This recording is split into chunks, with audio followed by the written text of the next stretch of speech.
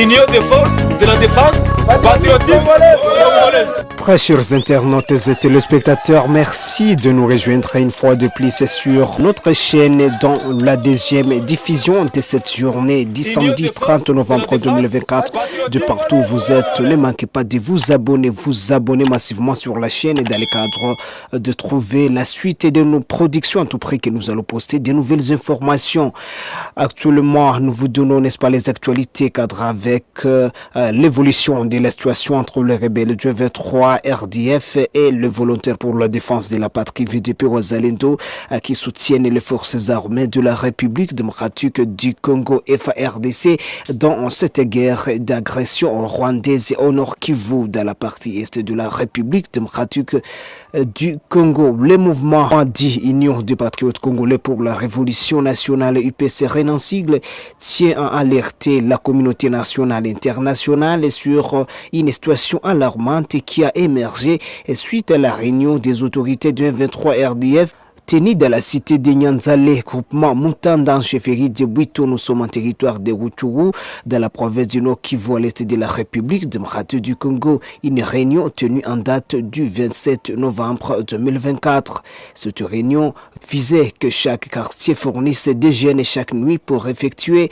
des patrouilles nocturnes en collaboration avec les terroristes du 23 RDF, UPDF et AFC.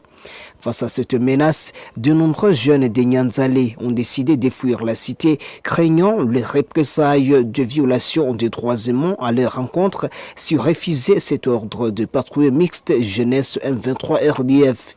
À cet effet, le mouvement IPCR et l'Union des patriotes congolais pour la révolution nationale prend sa position et condamne fermement ces actes et appelle les organisations œuvrant pour la protection des droits humains de protéger ces jeunes populations se trouvant dans les milliers occupées illégalement par les touristes du 23 RDF.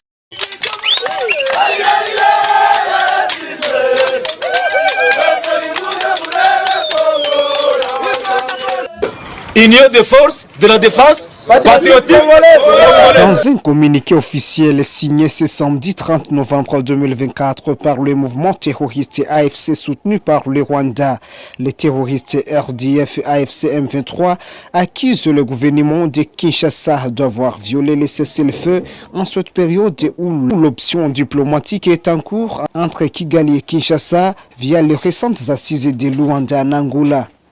Au fond de ces communiqués, ils disent ne pas être concernés par ce processus de Luanda. Néanmoins, les zones qu'ils accusent le gouvernement de Kinshasa d'avoir prises par le Wazalendo et FARDC dans ce mois de novembre sont par exemple Kamandi 1, Kamandi 2, Kikuvo et bien d'autres zones sous contrôle du Wazalendo et FARDC en territoire de Lubero et Muheto, Hembe, Bibwe ainsi que plusieurs autres zones contrôlées par forces loyalistes FARDC à côté desquelles combattent les Wazalendo VDP dans le territoire des Massiciens, province du Nord Kivu, à l'est de la République démocratique du Congo.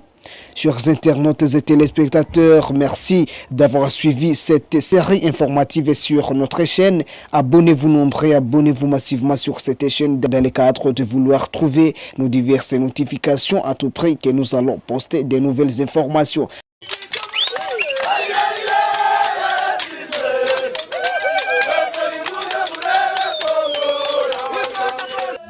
Union des forces de la défense patriotique congolaise.